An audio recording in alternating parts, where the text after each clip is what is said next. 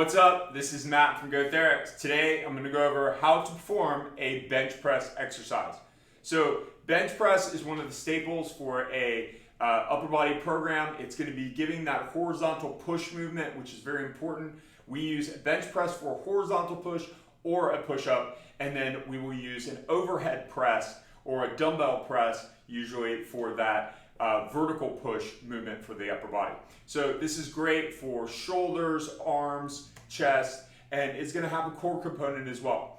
We'll even show you a little bit how to introduce your legs into this movement, getting a little bit of leg drive, which can help to get the bar up when that weight goes up. So very simply, we're going to get ourselves under the rack. Now, I lie back with the bar.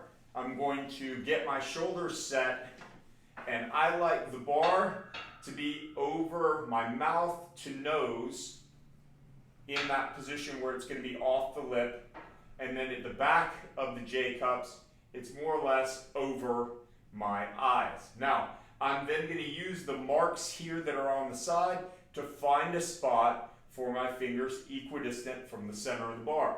Now, when I find my grip, what I'm looking to do is I'm looking to mimic at the bottom having vertical forearms at the bottom, right? So I don't want my forearms out to the side.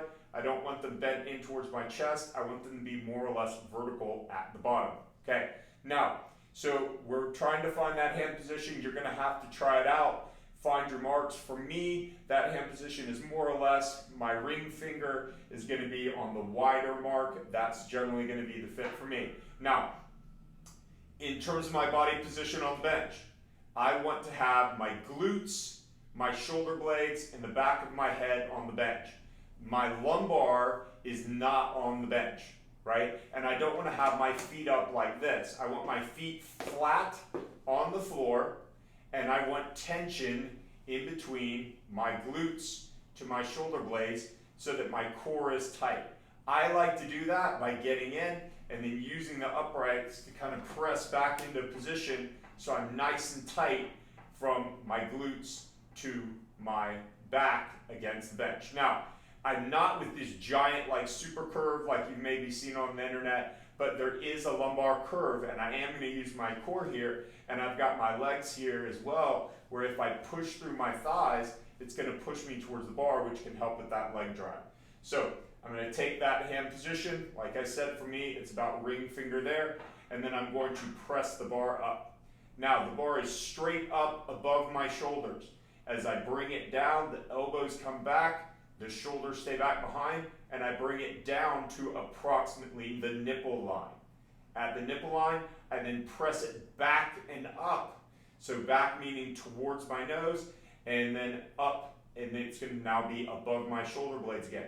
The bench press is a little bit of a movement where you're making a bit of a triangle between the movement and an angle. So we're not going to be straight down. I'm not moving it straight down to the top of my chest.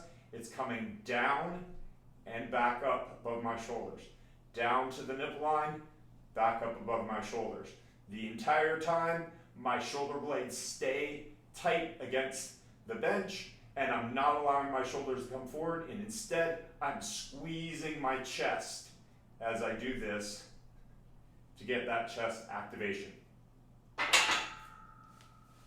When done correctly, the bench press is going to hit the pecs a lot.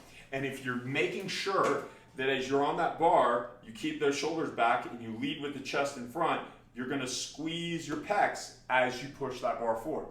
If, on the other hand, you allow the shoulders to come forward, you're going to feel a lot more in the shoulders, and you're going to feel a lot more in the triceps, and you're not going to feel that chest pump from the bench press.